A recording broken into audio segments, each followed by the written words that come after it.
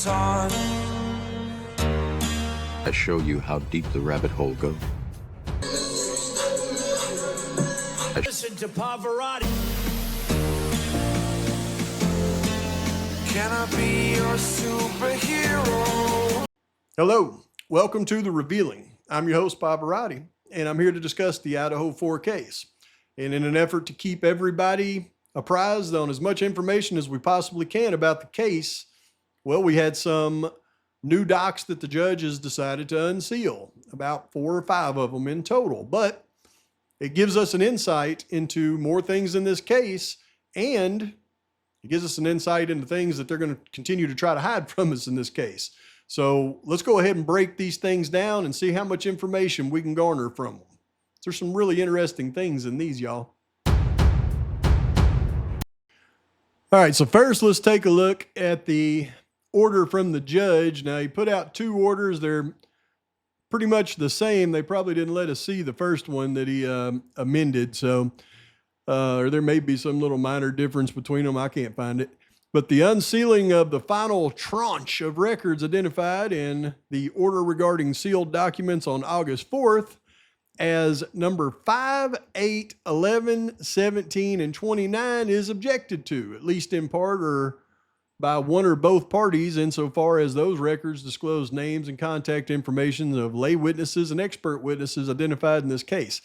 Well, what about all the other docs that you have out there that has been objected to, like the autopsy photographs and everything? We're going to do all this, wait dang near a month just for you to address these 1, 2, 3, 4, 5 docs? Come on, man. And he goes through, and he was scared about, whether their names have been publicly disclosed and they're going to get harassed. But we're talking specifically about these 5 docs. The first one is going to be the sheriff's return concerning witness KSF. There's no further justification under the Idaho Criminal Rules of Administration to warrant the continued sealing of this document. However, the court orders that their address be redacted. All right. So they want KSF's address to be redacted. Now, who is KSF? We finally learned this.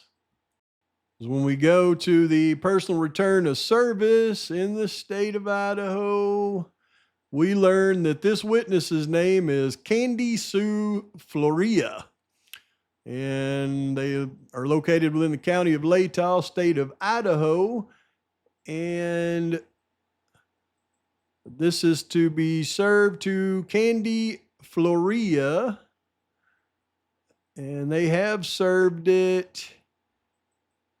July 2nd is when they subpoenaed her. And Ada County Sheriff's Officer, LIEDAHO County Sheriff. So it looks like it was LIEDAHO that was subpoenaing her. But who is Candy Floria? Well, let's find out. Candy S. Floria is an ISP forensic evidence specialist. And they were employed by the ISP, has a reported salary of $41,000. And this pay was 39% lower than the average. So wasn't getting many, raises there. But she's, in 2022, she was an ISP forensic evidence specialist. So that's who Candy Floria is. That's who the first one is. All right, so the second one, number 8, who is this? Sheriff's return concerning witness TAD. There's no further justification for sealing this one. So who is TAD? All right, so LIEDAHO County Sheriff return. Witness is Timothy A. DeWolf. And Timothy A. DeWolf was subpoenaed by Ann Taylor. So this was a defense subpoenaed witness, Timothy A. DeWolf. What was she subpoenaing him for? All right, so Timothy A. DeWolf, this gentleman right here, look, strapping guy. He's got a perfect jawline here. Look at there. And he's from the University of Idaho alum, lives in Boise, and it looks to me like DeWolf was actually the head of one of the fraternities there. So that is an interesting call by the defense. All right, then we go to number 11, state's amended notice of compliance and motion to seal the witness list. No further justification for them to seal the witness list. And that's going to be the prosecution's witness list. And they say that of the few publicly identified witnesses who've experienced past threats and harassment, they are largely individuals who had a prominent role in the case. Further, there have been no reported episodes of threats or harassment that have placed a witness's life or safety in danger. So we just been lying about that the whole time. In other words, there's not been a compelling showing that a person identified on a witness list will likely face threats or harassment of such a degree to outweigh public's right to access. You think, Judge? Particularly given that time that has passed and the corresponding reduction in public furor. Yep, I think I just mentioned that in a video the other day. The public has now direct access to the most relevant evidence in the case? Yeah, right. Thus, the need to chase down all potential leads is alleviated. Wrong there, buddy. We're going to chase them all down. While some of the listed witnesses may be contacted by the media and potentially harassed or threatened, nobody's threatening anybody. This remote potential does not justify the continued sealing of the record. Consequently, the record will be unsealed. Huh. All right. Well, let's take a look at that witness list then, huh? All right, so here's the record he unsealed, the amended notice of compliance and motion to seal state's amended witness list. So they wanted it sealed, and these are state moves the court to pursuant to order. The state moves the court pursuant to Idaho Court Administrative Rule 32G1 and I-6 and Idaho Code 72124 A and B for an order sealing state's amended witness list. Pursuant to the court's order October 8th, order the guilt phase witness list was to be filed under seal. So these are guilt phase witness lists, not mitigation. So this was going to be for the actual trial. So when they attached the guilt phase witness list, I've gone through and I've identified ones that I know and ones that I'm not 1,000% sure of. I haven't put a mark next to them yet, but I'll go through and show you the ones that I know beyond a shadow of a doubt. By the time we're done, I'm going to know every one of these things. But we know that Emily Allant, Karen would be her mother.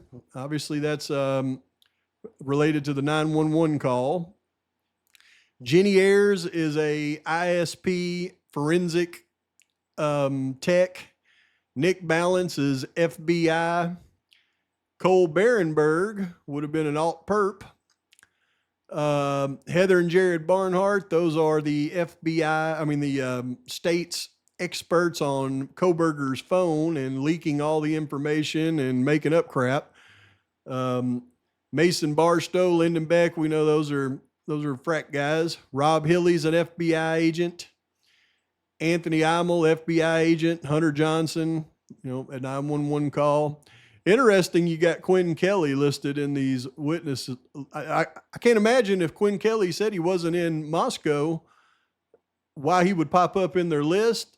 That tells me that there must have been phone communication at some time during the night between Dylan and her boyfriend Quinn, or else he wouldn't have made it on this witness list, in my humble opinion. Amanda Koberger. So the prosecution had Koberger's sister on this list for some reason. Roger Lanier, that's cop. Josie, that's one of the 911 call witnesses. John Lawrence, yes, sensei, that's a cop.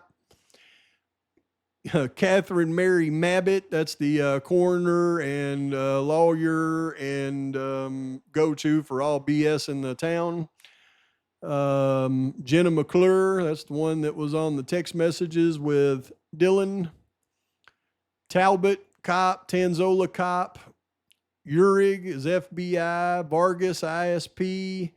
Warner, MPD. Christian Westring, that is the independent forensic analysis of evidence that did the DNA under Maddie's fingernails, the independent evidence on that.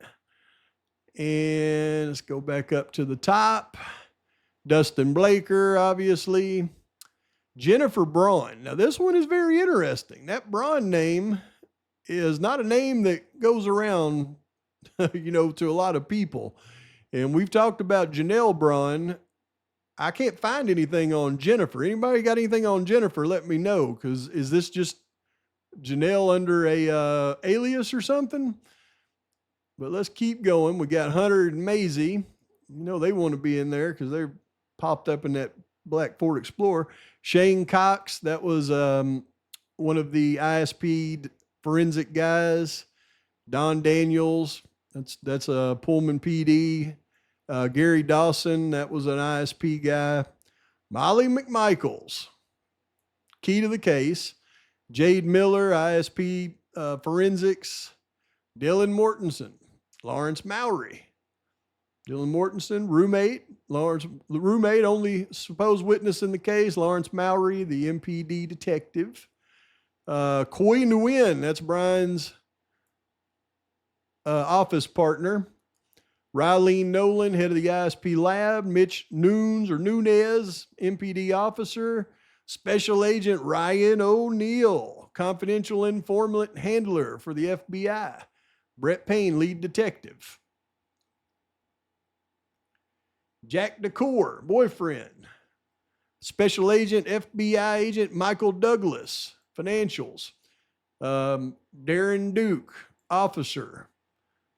Candy Floria, we just figured out, is a ISP forensic tech. Kane Francetich, that's the Linda Lane owners that provided Linda Lane. Bethany Funk, possible witness, roommate. Detective Darren Gilbertson, ISP lead. Eric Gower, the the rideshare. Officer Shane Gunderson, Farley's cousin. Cody Herman, that was a ISP detective that did a lot of the running down of leads. Jeremy Reagan, that was one of the next door neighbors. Gideon Roberts, ISP detective. Jonathan Rosinski, I think he's an MPD guy. Jake Schwicke, ISP detective. Eric Seat, ISP forensic guy that did the YSTR on the cigarette butts that we'll talk about in a future video. John Jack Showalter. Veena Singh, the coroner. And Ryan Snyder, one of the MPD officers. So we're going to go through and we're going to identify all these people, figure out what exactly they could have been testifying to. Molly. This one here, why didn't that just say Janelle? That would have told me that she was in the car with Molly making that DoorDash delivery. But let's talk about these bronze. Now we'll save that for another video. All right, the next one is a sheriff return concerning witness YR. And no address identified within the record needed to be redacted. Now, this one here, I don't know. Maybe y'all can help me identify who this IR is. So the return on it shows it is Yesenia Rajo. And Yesenia Rajo. And this is a witness that was going to be called by the defense.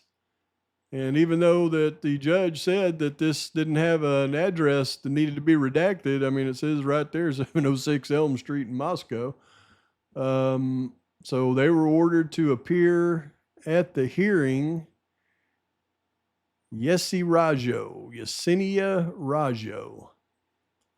Who is this? Now, this is kind of weird, when I Google Yesenia Rajo in Idaho, the only thing that pulls up is Pop Mart Labubu, only resale group, and looking to trade love dolls.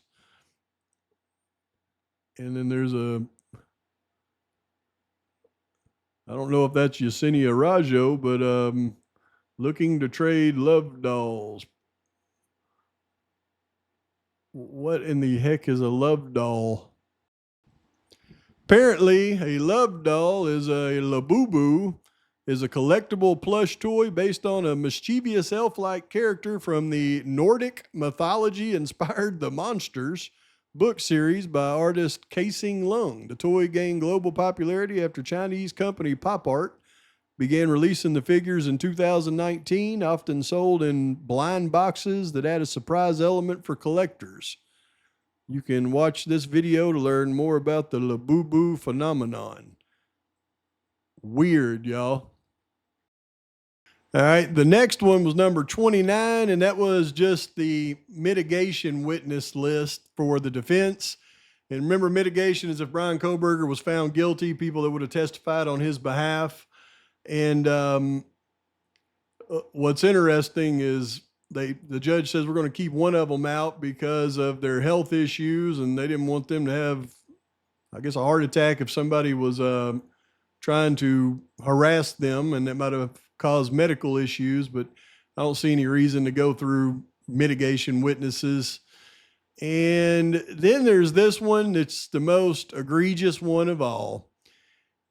6/4 of 2025, right? This is before they even said that, the deal was made. And I believe it is before the deal was made, because I believe the deal was made probably around June 26th. But the state's supplemental response to defendant's request for discovery, item 41 must remain sealed, as it recites the unrelated criminal history, of witnesses who did not testify in this case. Nobody testified in the case, Judge. So why are you talking about witnesses that did not testify? We just looked at the state's witness list and they were sure on it to testify. So this is a bunch of BS. And anybody that was going to testify in the case, if they had a criminal history, especially if they were at the house at the time of the unaliving delivering DoorDash, then I don't think any kind of criminal history would be unrelated, which likely would have been inadmissible, even if the witnesses had testified. Well, it certainly shouldn't have been. You're the one that would have declared it inadmissible. The unsealing of this record would contravene the privacy concerns of these individuals and likely subject them to reputational harm. As if our videos on Molly McMethie and I've even made a song trying to, talk about their reputational harm. I don't think you unsealing this document would have anything to do with that. But let's just make sure we're talking about McMethie, because this is Exhibit S1 to the state supplemental response to defendant's request for discovery, right? What is Exhibit S1? Have you give us any clue on that in the past? Yeah, see, this is the crap they want to keep hidden, because in the defendant's 23rd supplemental request for discovery, of course, it was under seal. And of course, they cite Rule 16 of the Idaho criminal rules. And they wanted a request for discovery and inspection of all materials discoverable by defendant per ICR 16B 1 through 8. And we've been over 16B so many times and what that entails.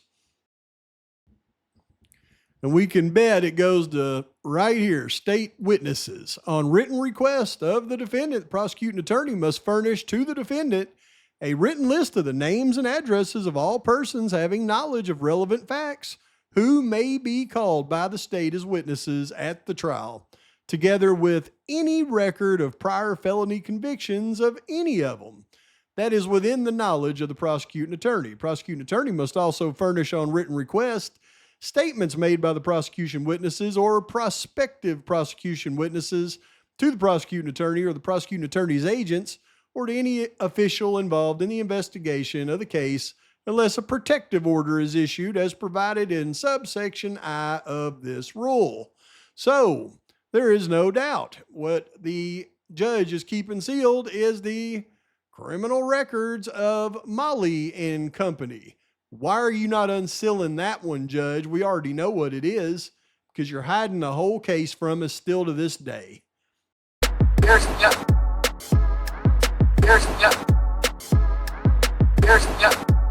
to search my truck.